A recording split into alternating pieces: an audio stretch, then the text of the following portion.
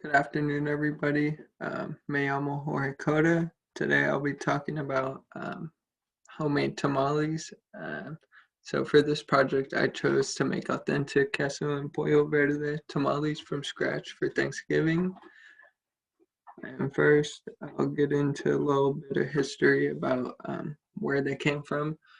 So the word tamale comes from the Spanish tamal from Nahuatl, the main language spoken at the height of the Aztec Empire in Central America. It's a very popular dish that originated in southern Central America and Mesoamerica. Mexico and Central America, tamales are called ua.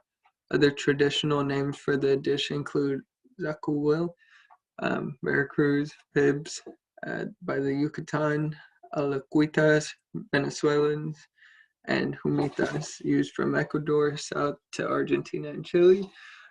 So basically, it's a corn dough wrapped in a corn husk or banana leaf and steamed until cooked. There's many different fillings that are used throughout all over the world. So for the Aztecs, Teocinto was the name of a maize god, so corn.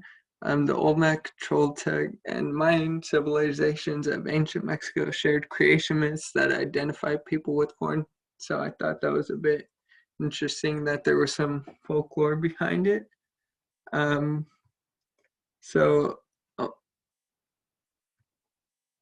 um, so for the ingredients, we have the dough, which is the brand's called Maseca.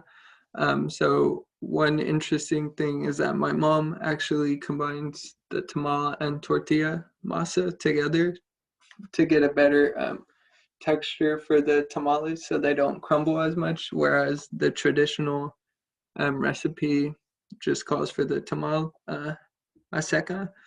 And then we get corn husk, the 16-ounce bag, because we usually tend to make uh, a bunch of tamales when we do because it's a large process, and we make them in increments of a dozen. For the filling, you could either do meat, so like a prime rib or a chicken. Usually we do, or you could do beans or cheese. You need baking powder, salt, and lard or shortening, and then your salsa. And then to the right, you can see the basic steps. So first you want to rinse and submerge your corn husk underwater for a while and clean them off to make sure you don't get anything in there. And then you lay them flat. You combine all your ingredients for the masa and make it together. And then you spread it on your corn husk. And then you add your filling, fold them in half, tie them up, and then put foil on them, steam them, and then enjoy. So personally, I'm not a big fan of cooking, so this experience was eye-opening. I was a bit nervous because I've never really made a meal, but it really showed me that meals in Mexican culture is very important. We all had our individual roles, and one thing also is that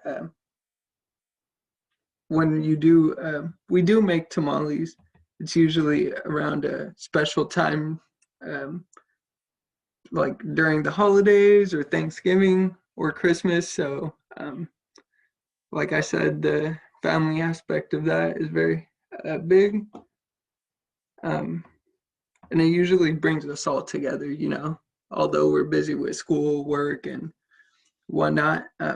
Another thing is that there's many different ways throughout the world to make tamales and with different ingredients. So everyone has their own little individual recipe that they learned from their grandparents. So it's a tradition that's passed down, honestly. And it is an all-day event depending on how many you're making. Because you got to make your masa, then you got to prepare your husk and make sure you pick the right ones that will fold good, and then you got to leave it to boil for like an hour and a half or whatnot. And one other interesting fact that I found out was that tamales are usually steamed, but they can be boiled. grilled, toasted, fried, barbecued, oven roasted, or just regular roasted.